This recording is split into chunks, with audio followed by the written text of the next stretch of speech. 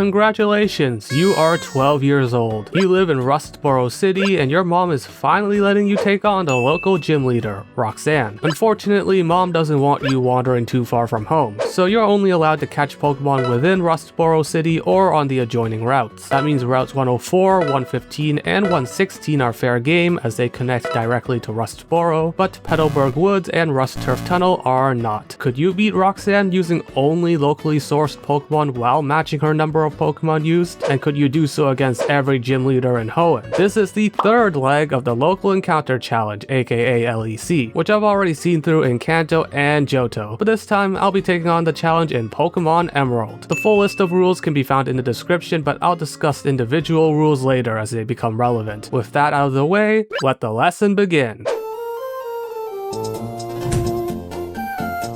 Let's start with Route 116. This grassy patch east of Rustboro City is home to several Hoenn staples such as Taillow and Poochyena. As a reminder, we cannot enter Rust Turf Tunnel per my rules. We also can't surf yet to access the tall grass on Route 115 or fish up anything since we lack any fishing rods. So the route north of Rustboro is useless to me. As for Rustboro City itself, we can't perform any of the in-game Pokemon trades. So again, useless. In stark contrast, Route 104 to the south is bursting at the seams with wild Pokemon and Oranberries. Do note that I will be counting segmented routes as a single collective area, so the north and south halves of Route 104 will both be eligible. Not like it matters in Emerald, since both halves share the same encounter pool. I ultimately caught two Route 104 water types to use against Roxanne, Hydro Burst the Marill and Power Drench the Wingull. I could have added a third unique Pokemon to match Roxanne's three Pokemon, but honestly, we only really needed one. See, Hydro Burst the Marill can one-shot both of Roxanne's Geodudes with Water Gun, and leave a sizable dent in Nosepass's big stupid face. It retaliates with Rock Tomb, which does little damage, but does lower our speed enough that Nosepass can move first on the following turn, and proceed to waste that turn using Harden. That allows Hydro Burst to keep clicking his favorite move. Nosepass uses Block,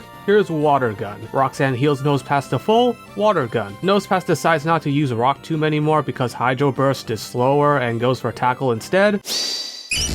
How about a critical hit Water Gun? Roxanne attempts to prolong the Nosepass water torture session with another potion, but Hydro Burst does not care. He takes a bite out of his held Oranberry, restores a bit of health, and keeps his finger on the Water Gun trigger until Nosepass eventually falls, securing us an easy win. No need for a repeat battle, or a redo, or a replay, or a remake.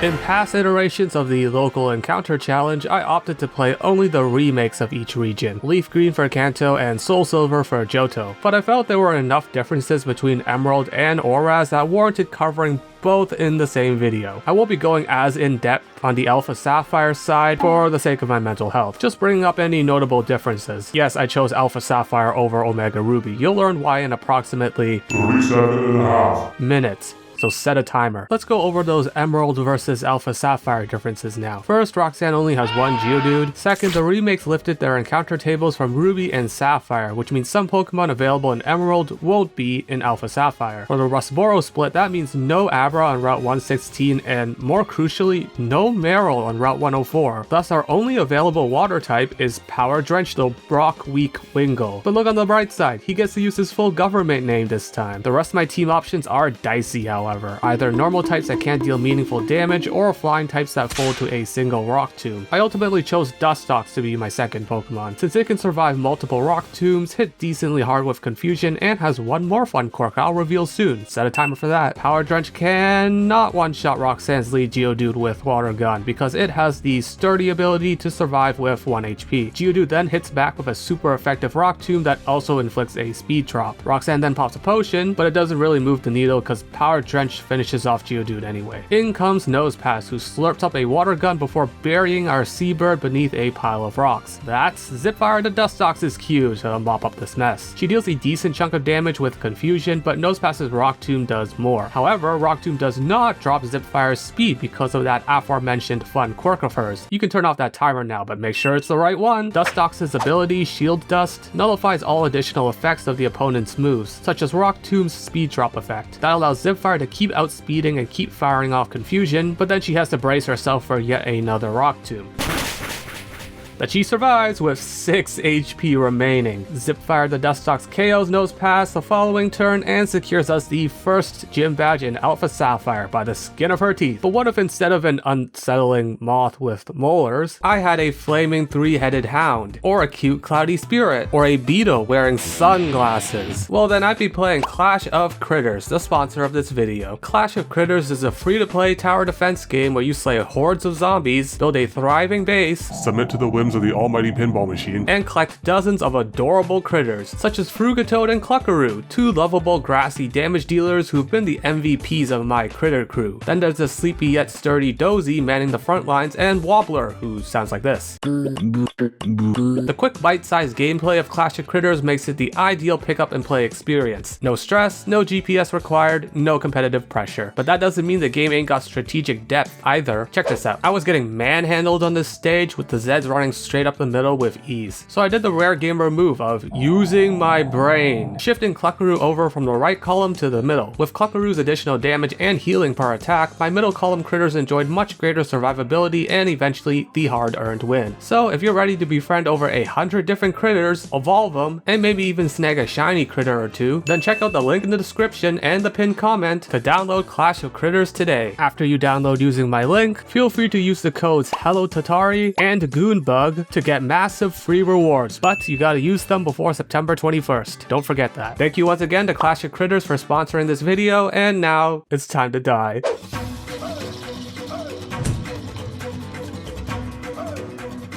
The sun is shining, the sea is sparkling, and the sand is coarse and gets everywhere. Welcome to Dewford Town, everyone. Now let's see the wide variety of Pokemon available to us here.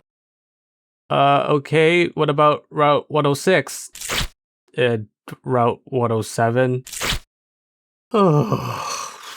Yep, that's it. Just Magikarp and Tentacool. Friendly reminder that there is no tall grass for miles and that Route 106 separates Dewford Town from Granite Cave. So no cheesing Brawly with Sableye or anything. Now you might be saying, wait Pinhead, aren't Dewford and Route 104 technically connected by boat? Can't you just hop back onto Mr. Briney's ship and go catch a Tailo or something? And to that I say, no dear viewer, because as you sail from Dewford to Route 104, you actually pass through routes 106 and 105 along the way, making that loophole invalid. Also, what did you just call me? Therefore, our only method for obtaining Pokemon in this split is by snagging them with the old rod.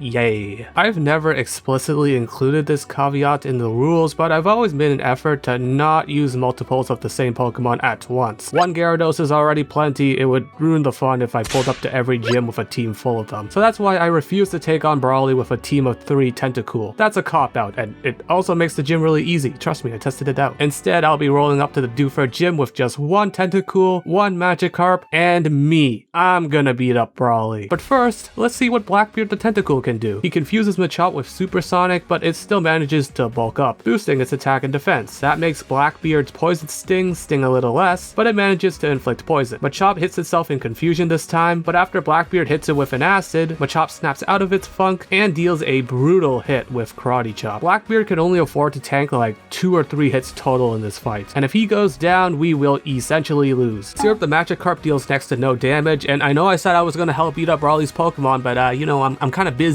my schedule's packed, I got something else going on, I don't know if I can make it. So yeah, this fight is basically a glorified Tentacool solo. You might be saying, hey Toad, won't you just be relying on poison damage and supersonic RNG the entire time then? Surely there's a better strategy against Brawly with what you have available than that, right? Fortunately, Blackbeard lands another Supersonic that makes Machop knock itself out. That pulls in Metatite, who is actually very straightforward to deal with, because its only attacking move is Focus Punch. This means after connecting with Supersonic, all Blackbeard has to do is keep dealing damage to keep breaking Metatite's focus and prevent it from ever landing Focus Punch. This whole exchange takes a while because Brawly burns not 1 but 2 Super Potions to prolong Metatite's life, but Blackbeard's poison helps expedite the process. Plus, it's much better to have Brawly waste his potions on Metatite than on his ace, Makuhita, who gets hit by Supersonic and smacks itself in confusion, allowing Blackbeard to begin fishing for poison once again. The first Poison Sting doesn't cut it, but Makuhita punches itself yet again. Then the second Poison Sting does manage to inflict poison as Makuhita hits itself yet again. Unfortunately, that activates its held Citrus Berry to undo some of the damage. The home stretch is in sight, and all Blackbeard has to do is keep getting blessed by RNG so he can slowly whittle down Makuhita's health or Blackbeard could crit with acid to bring Makuhita into KO range, and after valiantly tanking a vital throw, he brings it home the following turn to snag us gym badge number 2. You would not believe how many attempts it took to reach this conclusion, but ultimately Blackbeard the Tentacruel got all the RNG to line up correctly and accomplished what I initially thought was impossible. Okay, Goo Goo Babies time. The ORAS version of the Dewford fight is way easier, even though we have the same exact Pokemon available. This is for two main reasons. First, due to inflation, Brawly could only afford to field 2 fighting types whose names begin with M, not 3. And second, Tentacruel learns Water Pulse at the level cap, meaning instead of having to rely on residual poison damage or acid or the blessings of RNGesus, Blackbeard could just spam Water Pulse to his heart's content. Compared to the 20+ turn slog that was the Emerald fight, the Alpha Sapphire Brawly fight took just over half a dozen turns. And that's only because Blackbeard high rolled his acid damage at one point and accidentally put Makuhita in range for a potion. This easily could have been like a 5-turn fight if that didn't happen. Either way, another job well done by Tentacruel. Catch you later, Blackbeard, whenever that may be.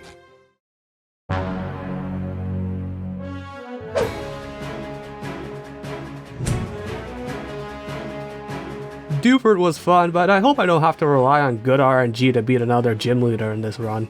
Oh man, we have 0 ground types available to us against the electric gym. Route 110 to the south is where most of those electric types reside, as well as Gulpin. I won't be using one, I just wanted to say its name.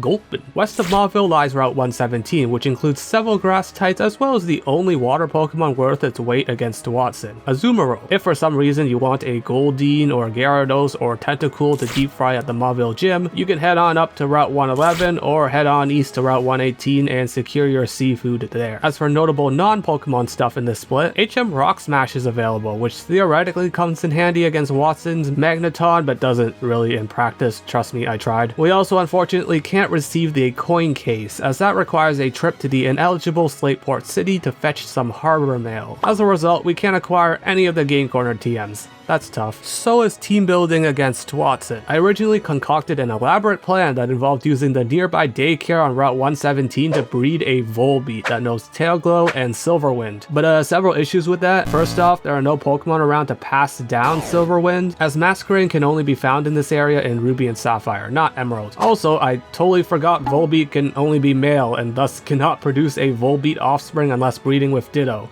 But maybe if it tried really hard it could. My next strategy involved neutering Watson's fearsome Manectric with Attract, but the Attract TM is found just outside the legal boundary, in Verdanturf Town. I didn't realize this until after completing a battle using this strat, so that's 40 minutes of my life wasted. Ultimately, this is a team I ended up with. Despite being a water type, Azumarill is still one of the best damage dealers available against a certain steel Pokemon of Watson's. Mightyena is here to provide Intimidate, Minun can Encore and spread Paralysis, and Gloom will kick things off with Sleep Powder.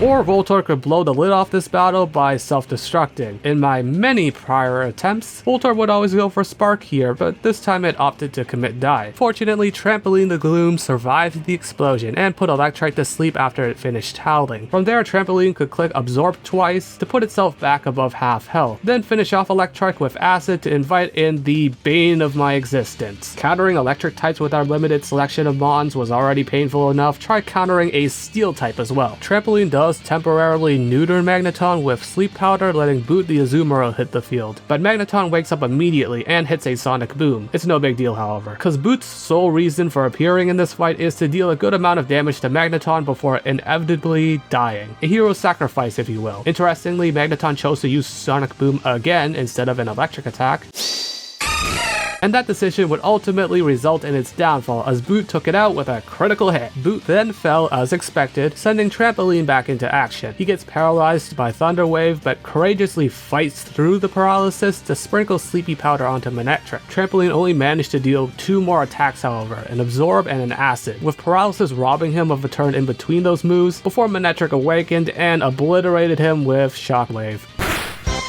Or not, because Trampoline hung on to sprinkle one last batch of poison powder before finally going down. In comes Glove the Minun, who scores the first hit with Spark but makes contact and thus gets paralyzed by Manetric's static ability. Meanwhile, the Lightning Dog connects with Shockwave, then munches on its held citrus to restore some health. I chose Minun over Plusle for this fight because of its slightly better bulk and the fact that this particular Minun has better speed than the Plusle I caught. And man, that extra bulk really came in handy as Glove the Minun wasted back-to-back turns being paralyzed, while getting beaten and battered by quick attacks. Anyway, while Glove was busy being paralyzed, Manetric was busy taking poison damage, and that was enough for Wattson to pop the first of his 2 super potions. Glove finally began striking back with Spark, as Manetric pivoted to using Shockwave, then said, nah, never mind, let me use quick attack again instead. But all Glove could muster was 2 more Sparks, the first of which brought Manetric low enough for Wattson to use his second and final super potion, but the second only being chip damage before Glove finally succumbed to Manetric's never-ending onslaught. This battle is taking forever, man. I'm getting tired. Tired of the mighty Yina. Our last hope in this gym battle gets outsped and shockwaved, but Tyre stands firm before delivering a solid bite. All we need now is to not get crit, and we should have this battle in the bag.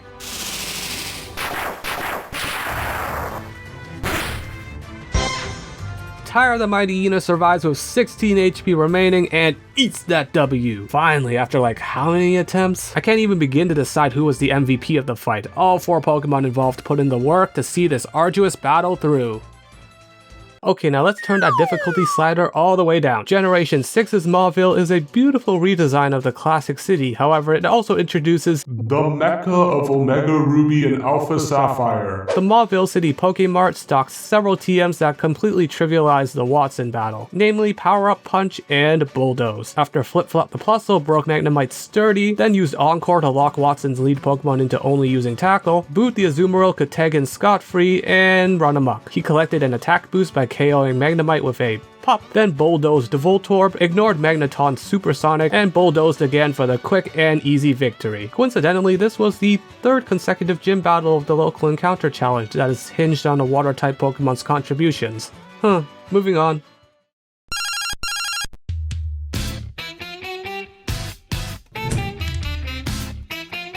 How many Pokemon do you think are available in the Lava Ridge split? Go on, take a guess. 3. There are 3 total Pokemon available. Because Lava Ridge connects solely to Route 112, meaning by our rules, we cannot access Jagged Pass or Fiery Path or anywhere else in the whole region at the moment. Just Lava Ridge and the adjoining route. That specific route only has 2 Pokemon living within, while Lava Ridge itself only offers 1 via the Why Not egg, so we won't be able to match Flannery's team of 4. But the thing is, the 3 Pokemon available to us are nuclear level threats to Flannery's fire types. Well, not Numel, he's like a firecracker compared to the other 2 hydrogen bombs on his team. Hakone the Azumarill leads off and collects 3 straight 1-hit KOs against Flannery's Slugma, Numel, and Camerupt. That invites in Flannery's ace Torkoal, but since its intentions are as clear as a sunny day, I can bring in Beppu the Wobbuffet to click Encore and lock Torkoal into continuously spamming that move. Hakone switches back in and begins rolling out. The sunlight fades after the 2nd hit of rollout, but Torkoal also snaps out of Encore at that moment and goes beast mode, narrowly surviving rollout number 3, then Flannery heals Torkoal back to full health, and Hakone misses her 4th rollout, necessitating a change in strategy. So I pivot to Beppu on a body slam. Torkoal outspeeds the following turn and lands another body slam, paralyzing Beppu as his Mirror Coat fails. Not great, but I know this Torkoal is itching to pull the trigger. Every fiber of that old tortoise's bones is screaming for it to click Overheat. Come on, I know you want to do it, Torkoal, just do it! Thank you for succumbing to your instincts, Torkoal, because it means Beppu can reflect double the damage right back with Mirror Coat and snag us our 4th gym badge. I told y'all our limited selection of Pokemon wasn't a big deal. As long as we have these 3, Flannery's no issue.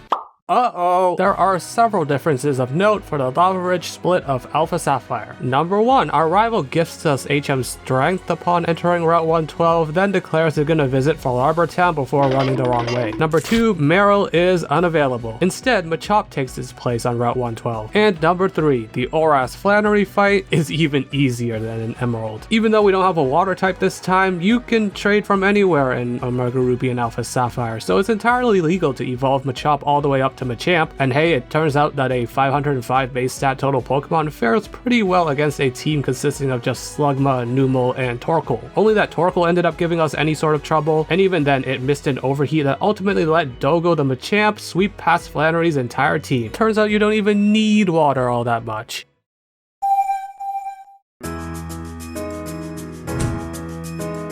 The Petalburg split offers an intriguing prospect pool, as it consists of early game Pokemon capable of evolving into their final forms. On Route 102 to the east, you can find Gardevoir and friends, while on Route 104 to the west, you can find birds, bugs, and whatever the heck Azumarill is supposed to be. There's also Petalburg City itself, which offers several water types you can snag with your trusty fishing rod. Reminder that key items or moves used to encounter Pokemon are eligible regardless of location, which is why HMs and fishing rods are valid anywhere. Also, because this anonymous note I received demanded I allow them unless I want my life to be forfeit. For the Norman fight, I ultimately chose to bring Gardevoir, Gyarados, Pelipper, and Swellow. Sorry to all three Nuzleaf Bullet Seed sickos out there, I failed you. By the way, I named all my Pokemon after the most common names in the United States. You know, like Emma, Olivia, Power Drench, Liam. Yeah, since Route 104 appears in both the Rustboro and Petalburg splits, I just brought back the same Wingull I used against Roxanne and evolved it to use against Norman. Olivia the Gardevoir begins by boosting her special stats with Calm Mind, while Spinda hits back with Facade. Thanks to her boosts, however, Olivia can now one-shot Spinda with Psychic and do the same to Vigoroth, though she did sustain significant damage that would ultimately spell her downfall, as Norman's Slacking came in and bopped Olivia in the head, inviting in Power Drench the Pelipper, whose role in this fight is to play with Slacking like it's his food. See, upon evolving, Power Drench learned Protect. This means on every turn Slacking is unable to attack thanks to its Truant ability, Pelipper can safely land a hit. Then on every other turn where Slacking would normally start swinging, Power Drench can just click Protect and nullify whatever Slacking tries. This back and forth persisted for 14 consecutive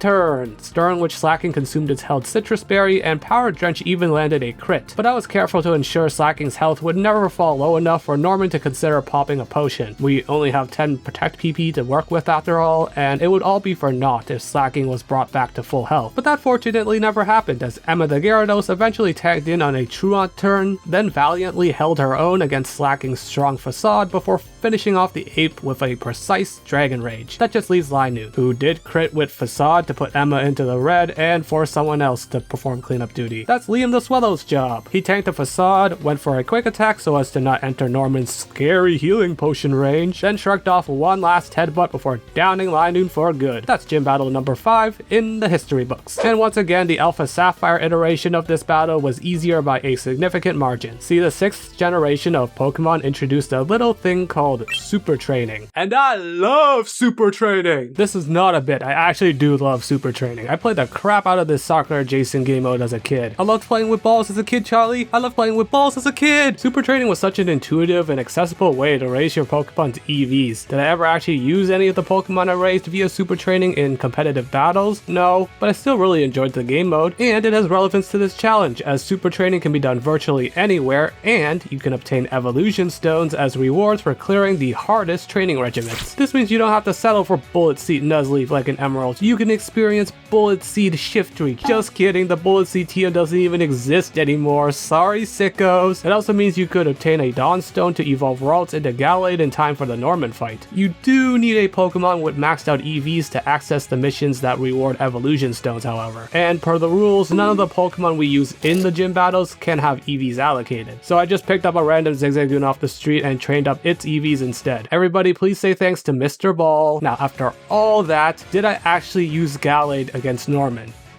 No, I just kept the same team as an Emerald, Sand Swellow, and went to work. Olivia the Gardevoir hit Slacking number 1 hard with Psychic, but it used Yawn, so I swapped over to Emma the Gyarados to handle the rest. She KO'd Slacking number 1 with Dragon Rage, then downed Vigoroth with 2 quick Rock Smashes before falling to Slacking number 2's Retaliate. That let Power Drench the Pelipper perform an abridged version of what he did in the Emerald fight. Hit Slacking every time it loafs around, and protect against whatever else Slacking tries. No need to be wary of Norman's healing potions this time either, because Power Drench can just click Brine once Slacking falls below half health and utterly eviscerate it. Man, the water types in this run have really dominated, huh? On to Fortree then.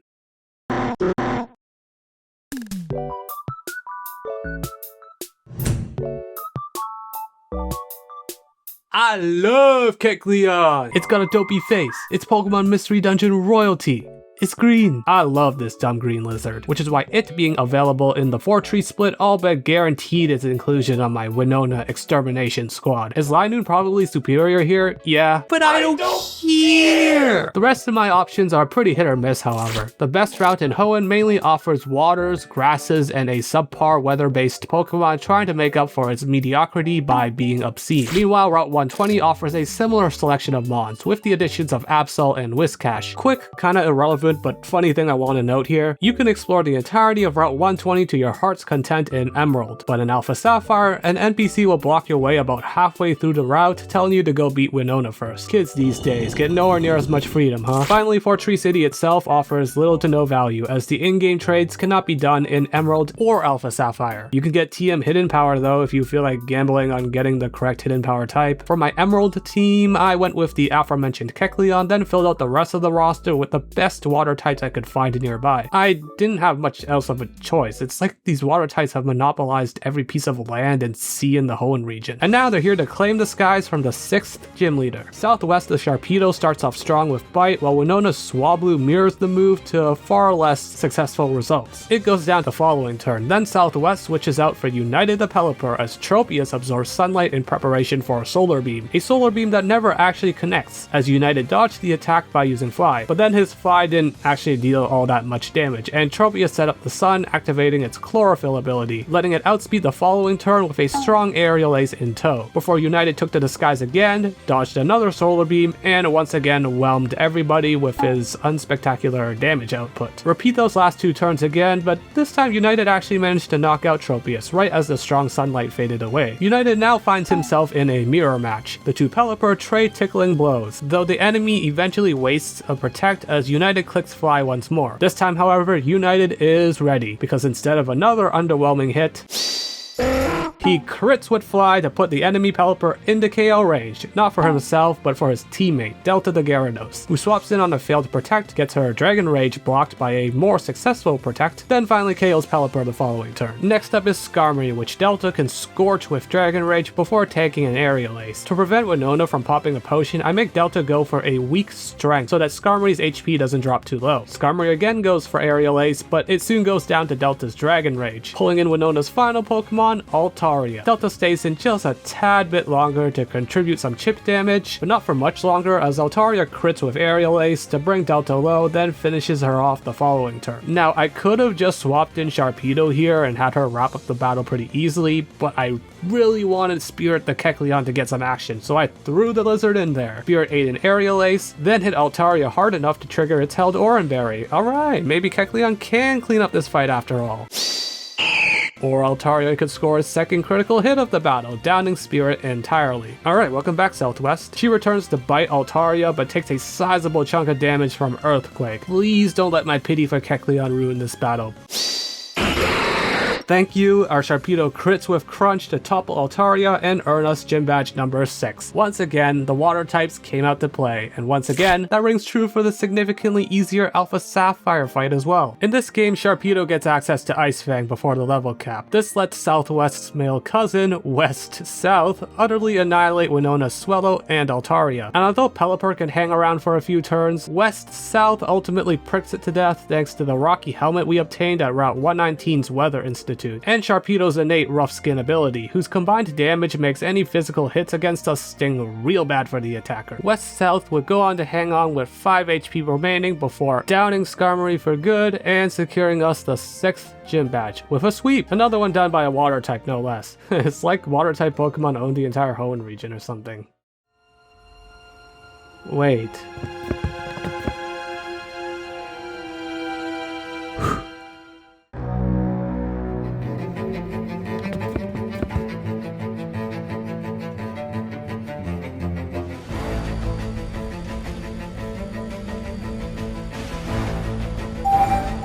What the?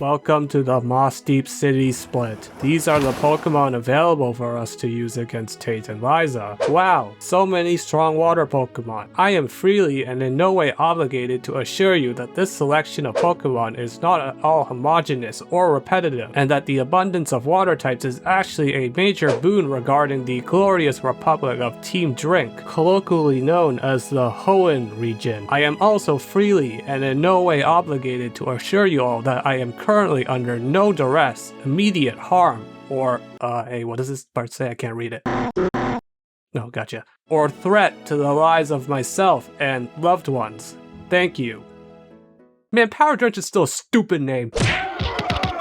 Our team for the Emerald side of Gym 7 consists of 4 water types, but one in particular stole the show. And Bonnie the Sharpedo learned Taunt at level 38, which I am freely and in no way obligated to say is very cool, and would spend the entire fight taunting Xatu to prevent it from using Calm Mind or Sunny Day. In the meantime, she and Syrup would gang up on whatever Pokemon was standing beside Xatu. First, that was Claydol, who did dish out a pretty strong Earthquake, but went down soon after. Xatu, meanwhile, only has Psychic as an attacking move, meaning it's guaranteed to target Syrup every time and deal an unremarkable amount of damage. Due to how double battles work in the Generation 3 Pokemon games, the Pokemon that takes the place of a fainted party member will do so immediately, instead of at the end of the turn like in later games. This means when Lunatone hit the field after Claydol fainted, Syrup could blast it with Hydro Pump before Lunatone could even get its bearings, which it never did because Syrup KO'd Lunatone the following turn while Anne once again taunted Xatu. Solrock came out to play but got dropped into the red by Anne's Crunch, then cleaned up by Syrup before he could even think about anything sun related. Xatu, the last one standing, is still locked into Taunt and can only muster Psychics as Anne and Syrup take turns walloping on it until we eventually earn the win. Now say it with me, everyone! The Alpha Sapphire fight was even easier! Sharpedo isn't available in the split in ORAS, but the ORAS Tate and Liza battle was still the quickest in all of the local encounter challenge's brief history. The twins only field 2 Pokemon, Solrock and Lunatone, and both got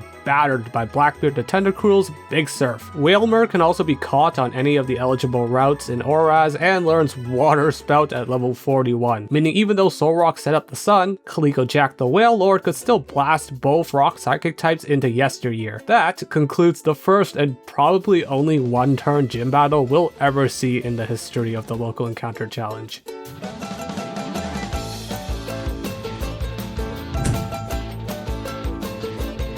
Kyogre is not eligible, nor is Groudon. They reside in the Cave of Origin in Ruby and Sapphire, but in Emerald, they're squatting elsewhere in the region. So all we have to turn to are the usual suspects. By the way, is Kyogre a member of Team Drink? It is a water type.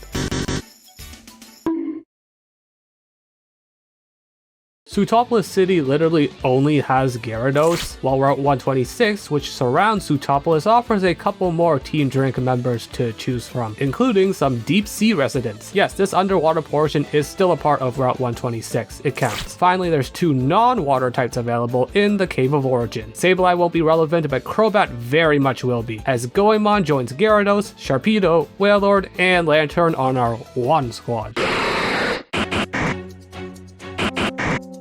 I don't care, go kill that Love Disc! It takes Anne a while to do that because she got confused by Love Disc's Water Pulse, and Juan popped a full restore. But Anne eventually brought Love Disc low again, then wasted a turn hitting herself in the face and eating a flail, before finally remembering what she had to do in the first place. Thank you, Anne, now get out. It's Syrup's turn to jump in on an ineffective Whiscash Earthquake and start chipping away with Surf.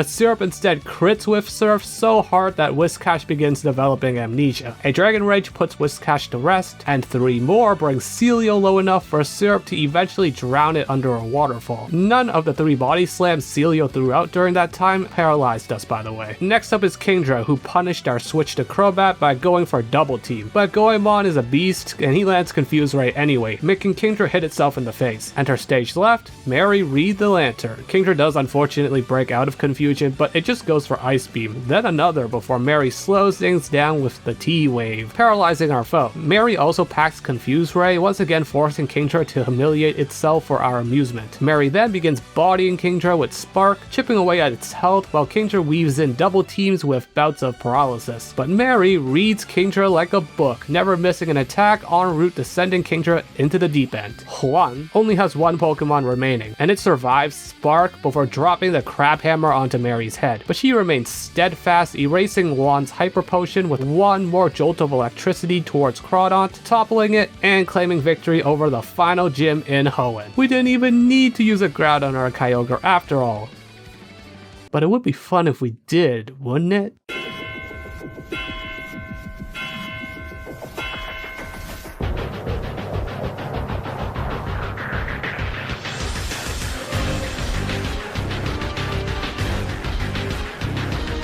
In Omega Ruby and Alpha Sapphire, the box legendaries can be caught in the Cave of Origin, and since the necessary orb for each legendary to perform Primal Reversion can also be obtained in Sootopolis, it's totally legal by our rules to roll up to the final gym with Primal Groudon or Primal Kyogre. I think Groudon's Desolate Land would completely invalidate the Water-type gym, and through my testing, Kyogre can solo Wallace as well, though it does have to have some good RNG go its way. However, as funny as it would be demolishing Wallace with some of the strongest legendary Pokemon ever created, I'm not gonna do that. Remember, Kyogre has allegations against it. Instead, there's a different Pokemon I'd like to unleash against Wallace, but I'm gonna need someone else's help to accomplish that. Someone well versed in handling ghost-type Pokemon.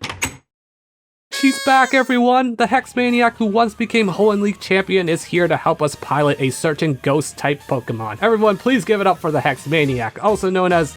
Oh, my bad, I scared her. This Alpha Sapphire Sootopolis split is the only one in the Hoenn Local Encounter Challenge where a Pokemon and its respective Megastone can both be obtained at the same time. Thus, with a certain Ghost Lover's aid, we can release Mega Sableye upon the 8th and final Hoenn gym. Lufdix tries the Sweet Kiss, but it bounces right back thanks to Mega Sableye's Magic Bounce ability. Add in a Confuse Ray, and Lufdix ain't doing much else to Big Ruby. Literally, it never ends up dealing a single point of damage to Naruto the Sableye, and even though Wallace pops a Hyper Potion, Naruto ends up putting the disc out of its misery. Milotic is up to bat, so Mega Naruto tags out for Jellicent. After catching Groudon or Kyogre, the energy released by Primal Reversion will scatter across the Hoenn region and make new, non-Hoenn Pokemon available via DexNav. This makes Alomomola, Lumineon, and Jellicent available on basically every water route going forward, including Route 126. Unfortunately, Rachel Wall here has Cursed Body as her ability instead of Water Absorb, meaning she has to take the full brunt of Milotic's Hydro Pump on the switch-in, but after taking another Hydro Pump, she hits the jackpot and gets an Omni boost to all her stats after using Ominous Wind. She even snags another +1 boost to all of her stats with a later Ominous Wind, and although she expends all 5 of her Ominous Wind uses, Rachel eventually takes down Milotic. Rachel then restores herself to full with Recover and laughs in the face of Whiscash's Earthquake, before disabling it thanks to Cursed Body. I didn't think the ability would actually come in handy during this fight. Rachel uses Surf but fails to KO, but hey, it's fine, Whiscash is stuck using Mud Sport, meaning Rachel can easily pound the Mudfish into a pulp the following turn. Rachel then dropped the entire sea onto Celio, who was so impressed that someone could move the whole ocean that it called for an encore, which Rachel was all too happy to provide. Mary Reed the Lantern returns to once again close out the 8th gym, and she does so with Flying Sparks and Colors. Thank you, Mary, and thank you, Hex Maniac, for lending a hand. Goodbye. With that, every gym in Hoenn has officially been conquered twice over, which leaves just one final obstacle standing in my and Team Drink's way. Let's get this out of the way right now. Evergrande City is the final stop on our journey. Both the Pokemon League building and Victory Road are contained within Evergrande, and Route 128 is adjacent to Evergrande, so all those places I just mentioned are valid. The in-game map only proves my point. Argue with a brick wall, I will not be debating this. Now for the Pokemon breakdowns. Evergrande City, which consists of two halves separated by Victory Road. Victory Road itself, including all of its basement floors and upper floors. The exact number of floors depends, since Victory Road in Emerald is vastly different from Victory Road in the remakes. And finally, Route 128, which connects directly to the southern half of Evergrande City. Do note that the underwater of Route 128 doesn't actually have any grass in Ruby, Sapphire, and Emerald. Only in the remakes can you actually encounter any underwater Pokemon on this route. With all that in mind, allow me to introduce our Pokemon League Takeover Task Force. Syrup the Gyarados, Blackbeard the Tentacruel, and Goemon the Crobat are back. For the rest of the Emerald roster, it's all new faces. Genji the Aggron is here to check Drake's dragons, Yamabuki the Hariyama will handle Glacia's ice types, and Ninjara the Golem's entire purpose is to blow up and act like he don't know nobody. This group of 6 will serve as our Emerald Elite 4 team. As for Alpha Sapphire, there are several key differences to consider. First and most obviously, the champion. Emerald has the water specialist Wallace, while Alpha Sapphire will pit us against the steely Steven Stone. Second, different Pokemon can be found in Alpha Sapphire. Underwater Pokemon, Dex-Nav Pokemon, and Medicham are in, Golem and Mawile are out. See, Mawile is an Omega Ruby version exclusive, with its counterpart being this gem-consuming creature. You can finally turn off that initial timer now. Having Sableye available for the Elite Four was the main reason why I chose to play Alpha Sapphire over Omega Ruby. Well, that and the cool Mega Evolution in the Sutopolis split. Now, I didn't actually end up choosing Sableye for my Elite Four team. Instead, I opted for these 6. Syrup the Gyarados, Goemon the Crobat, Genji the Aggron, Mary the Lantern, Edward the Jellicent, and Ryu the Medicham. Quick note, Goemon has the egg move Whirlwind, as I caught him using Dex-Nav. With that out of the way, let's begin the takeover. You would think that Hariyama would perform most of the dirty work against Sidney, the Dark-type specialist, but you'd be wrong. Syrup the Gyarados drowned Mightyena in 2 surfs, Blackbeard the Tentacruel drowned Absol in 2 surfs, then Goemon the Crobat stole the rest of the show. He ignored Shiftry's attempt at ninjutsu by dive-bombing it, then KO'd Cacturn with the same move. Goemon then hit Crawdaunt with Confuse Ray, and although Crawdaunt got off a Sword Stance, that honestly just made things worse for the crab, as it smacked itself hard before going down to one last fly. On the Alpha Sapphire side, I took a page out of Hex Maniac's book. During her Elite Four attempt, she swept Sidney's entire team with her Medicham, so I copied her homework and did the exact same thing but with Ryu. I did forget to turn on battle animations for this fight, but don't worry, it'll be fixed for the next battle. Against...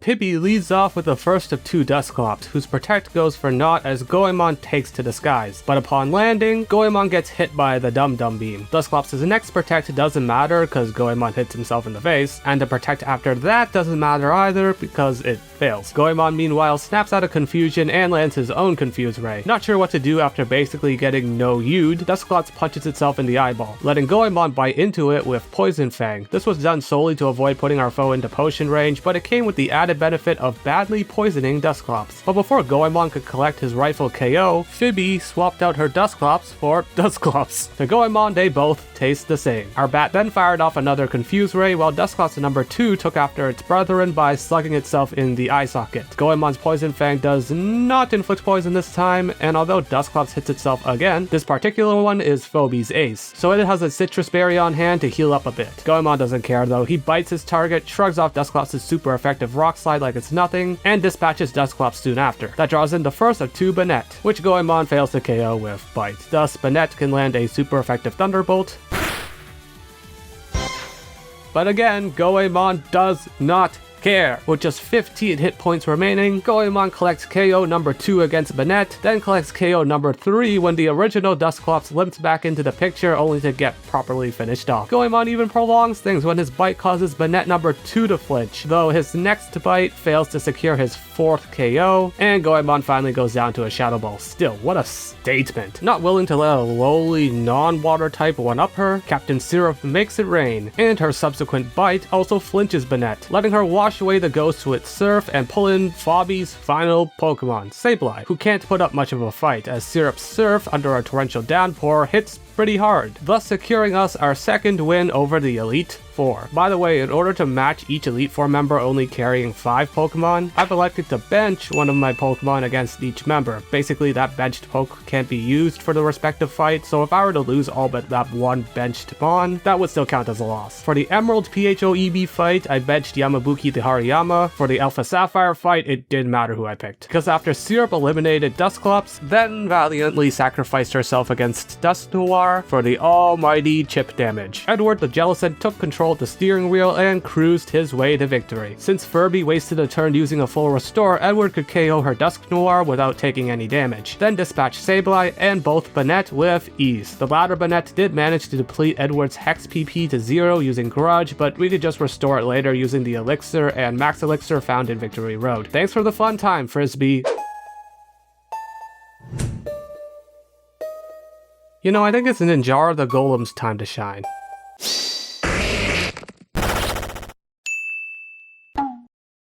Yeah, that'll work. Glacia sends out the first of 2 Glalie that lands a meaty Ice Beam, but no Ice Beam should ever have meat in it, so for that transgression, Ninjara lives the hit and explodes in Glalie's face. In comes Yamabuki the Hariyama in her own Elite Four debut. She fakes out Glacia's second Celio, then drums on her belly to maximize her attack while Celio makes it hail. Celio does outspeed Yamabuki the following turn, but whiffs Blizzard. The move wouldn't gain perfect accuracy under Hail until Diamond and Pearl, which explains how Celio missed here and how it promptly got shredded by Yamabuki's reversal. Glalie number 2 then entered the fray and shot an Ice Beam directly into Yamabuki's cranium, but evidently missed her vital organs, as Buki unleashed a reversal so powerful that it erased Glacia's second Glalie from memory. Then after all that heroism, Yamabuki succumbed to hail damage. Glacia only has a Walrein left, whom Blackbeard the Tentacruel can't handle himself. Instead, he lands 2 Screeches to soften up Walrein's defenses for the next guy in line to handle it. Could have been 3 Screeches had Blackbeard not missed one, but whatever. After he falls, Goemon swoops in, delivering a strong Poison Fang to soften up the Walrus, then braces himself against a big Ice Beam, surviving with 26 health to spare. And although Walrein consumed its Citrus Berry to restore some health, that's not stopping Goemon from taking to the skies and taking advantage of his foe's vastly lowered defenses to deliver the finishing blow to the 3rd Elite Four member. Now onto the B side, or the AS side, I guess. We have an interesting divergence on our hands. Instead of 2 unremarkable Celio, Glacia now employs 2 fearsome Frostlass. I think this marks the first significant battle since Roxanne where Team Alpha Sapphire has it rougher than Team Emerald. Glacia opens shop with Glalie number 1, which sets up Hail before getting one-shot by Genji the Aggron's Iron Tail. Walrein flops into battle expecting to hit a big surf, but instead watches Edward the Jellicent slurp all that water right up. But Edward ain't here for long. He's just around to set up the rain before letting Ryu the Medicham take the field. Ryu does lose a lot of health switching into Walrein's Blizzard, but sends Walrein into the back wall with a flying kick soon after. That invites in the first of 2 Frostlass, whom Syrup switches into on a pretty fierce Shadow Ball. The reason I set up Rain earlier was so Frostlass would waste a turn getting Hail back up. Unfortunately, Syrup failed to capitalize on that and missed Crunch, thanks to the Hail boosting Frostlass's evasion as part of its Snow Cloak ability. The Hail also gives Frostlass's Blizzards perfect accuracy, which Syrup soon learned as she got frozen. She failed to break free from her icy prison, eventually falling to another Frostlass Blizzard, combined with the residual Hail damage. Really repping the Team Drink pride there, Captain. Frostlass throws out a Shadow Ball, but Genji flattens his foe with Heavy Slam, dragging in Frostlass number 2. This one has Dum Dum Beam, and although Genji fights through the confusion, he still whiffs Heavy Slam. I sure love evasion boosting abilities. The Hail ends, so Frostlass sets it back up, but this infuriates Genji to the point where he actually connects with another Heavy Slam to one-shot yet another Frostlass. All that's left is the Mon whose name was erased, but Genji can't contribute much else. He punches himself in the groin, then misses an Iron Tail before succumbing to Freeze Dry. Ryu attempted to claim credit for the win, but I foolishly made him high jump kick directly into Protect, knocking Ryu out with the recoil damage. Thankfully, Goemon is immune to my 0 IQ plays and proceeded to dispatch that Pokemon whose name I forgot with 2 quick acrobatics. I can always rely on you, Crobat.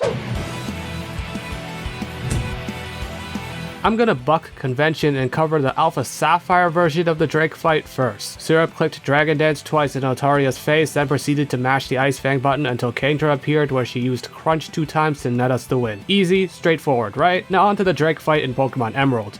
Oh, we ain't got any ice-type attacks to fall back on here, and not even Syrup the Gyarados herself, as I chose her to be my bench Pokemon for this battle. This one's shaping up to be a real back-and-forth nail-biter. That's evident right away as Yamabuki leads off, clicks Belly Drum to max her attack stat, survives Shelgon's double edge, one-shots it with reversal, and finally gets dropped by Altaria's aerial ace. In comes Genji the Aggron. I didn't bring him into the Elite Four to counter Glacia, at least not in Emerald. I brought him in to tank Drake's dragons.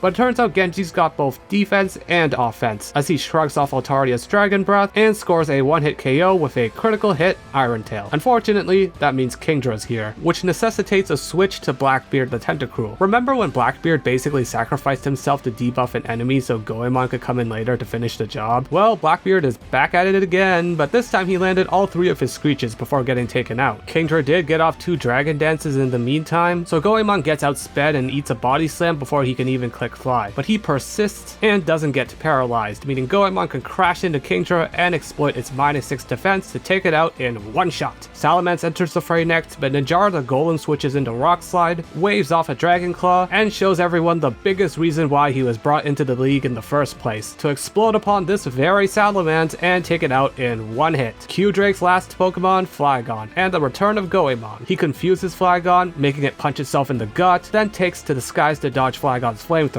Now Goemon can't KO Flygon here, but that's perfectly fine. He'll do enough damage to bring Flygon into range for his next attack to KO, without knocking Flygon into full restore range.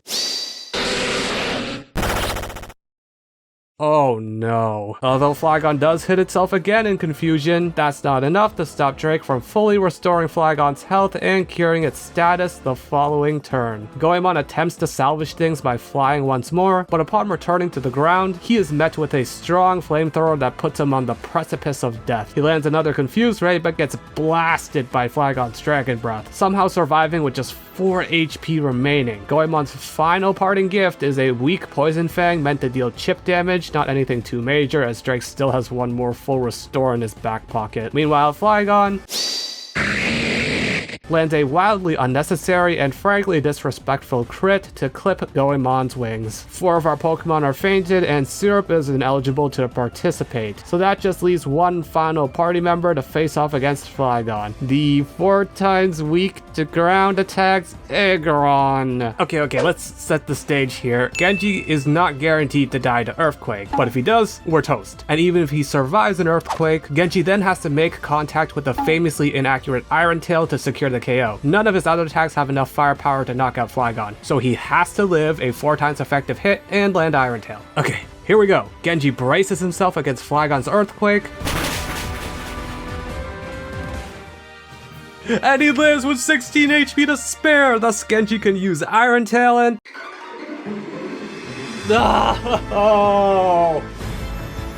But wait, Flygon is still seeing stars thanks to Goemon's earlier Confuse Ray. So if it hits itself, we do have one more chance. Genji, please, bring it home.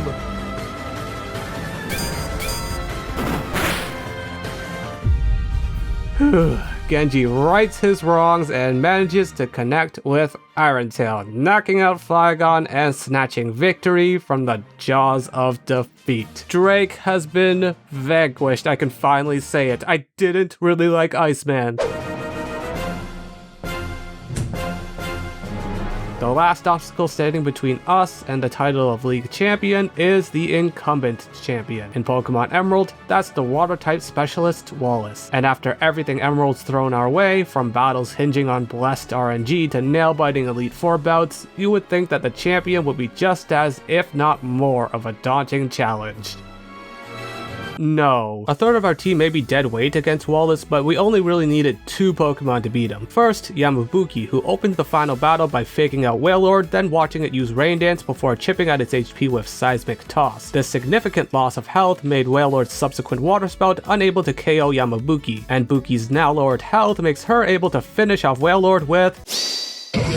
A critical hit reversal. Buki does get promptly quaked by Whiscash, but that gives Syrup free entry into the battle and she can begin Dragon Dancing. 6 times in a row, in fact. This normally wouldn't have been possible with Whiscash bombarding Syrup with surfs, but for some inexplicable reason, Whiscash stopped attacking after the 3rd surf and began spamming Amnesia. That change in move selection coincided with the rain ending, so maybe that has something to do with it, who cares. Because Syrup is now at +6 attack and speed, and she doesn't even need a same type attack to spam. Strength is enough for her to one-tap Whiscash, Tentacruel, Milotic, and Ludicolo. And despite her attacks dropping by 1 stage due to the opposing Gyarados' Intimidate, that ain't enough to stop Syrup from scoring the final one-hit KO. Yes, Professor Birch, I did use fishing rods, and those Pokemon I fished up helped me complete the Hoenn edition of the local encounter challenge, at least one half of it. We still gotta beat the other champ of Hoenn, but given how much of a cakewalk the rest of the Alpha Sapphire leg was, I'm not expecting much from Steven Steele over here. The battle begins with Skarmory flinging Toxic onto Mary Reed, who then goes for a discharge to halve Skarmory's health. Steven pops the first of his many full restores before Mary the Lantern undoes the healing with another burst of electricity. She then eats an aerial ace before finally downing Skarm, but the poison has done so much damage that Mary can't hang around much longer. All she can muster is one final big surf before Aggron dispatches her. That pulls in Syrup, who brushes aside what remains of Aggron and begins dancing, only to get hit by Credilli's Confuse Ray. Thus I switch to Ryu the Medicham on Ancient Power, and he proceeds to boot Credilli out of the battle with a single high jump kick. Claydol's up next, so it's back to Syrup. Our foe does get up a light screen however, and fearing an accompanying Reflect, I make Syrup take out Claydol in a single hit instead of setting up any Dragon Dances. Syrup has to do the same against Armaldo, as a 5-hit Rock Blast could potentially knock her out. That just leaves Steven's ace, Metagross, who Mega Evolves into undoubtedly the biggest threat we've faced thus far in Alpha Sapphire. Now is the perfect time to let you all know that I played this champion fight really badly. First I made Syrup use Dragon Dance here, as for some reason I didn't expect Metagross to attack after it Mega Evolved, and then Metagross got to jump the following turn with Bullet Punch, sending Syrup packing before she could even make use of those Dragon Dance boosts. I then decided to take a page out of Blackbeard's Screech playbook and attempt something similar with Genji and Metal Sound. Metagross moved first however,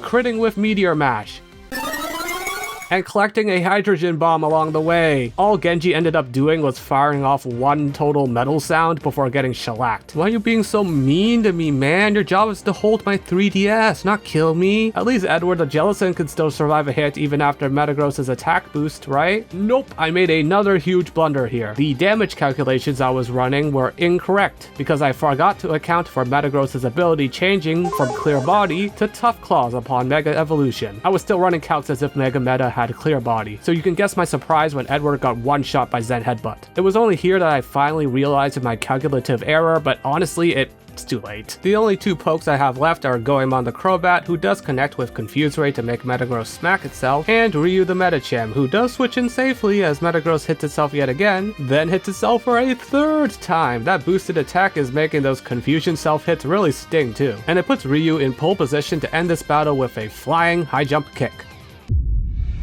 But he does not, meaning Steven can heal Metagross back to full and force us to do this song and dance all over again. Ryu does land one more strong high jump kick that deals about half, but since Metagross has its bearings again, it can go ahead and Giga Impact, ripping through Ryu like wet tissue paper. So that just leaves one remaining team member, tasked with taking down one of the strongest, sturdiest steel Pokemon in history, a poison flying type bet.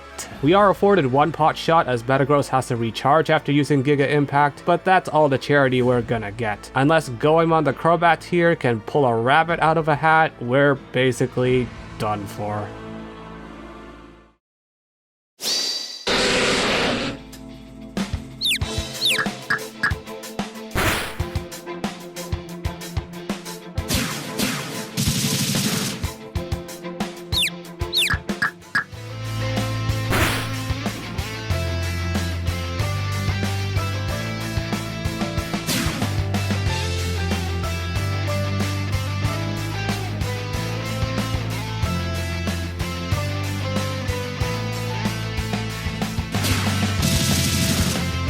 I can always rely on Crobat, because with Goemon's effort, we have finally done it. We have completed the local encounter challenge in both Pokemon Emerald's Hoenn and Pokemon Alpha Sapphire's Hoenn, and also ushered in a new totalitarian regime of piracy, but hey, that's not my issue. I'm free now. I'm free! Thank you all for watching, and thank you to all the channel members for their continued support. I really appreciate it. But now, it's time to kick back, relax, and book a nice vacation. I don't know where to. Maybe, how about Sinnoh? I can finally get away from those darned water-type pirates. See you never, Team Drink!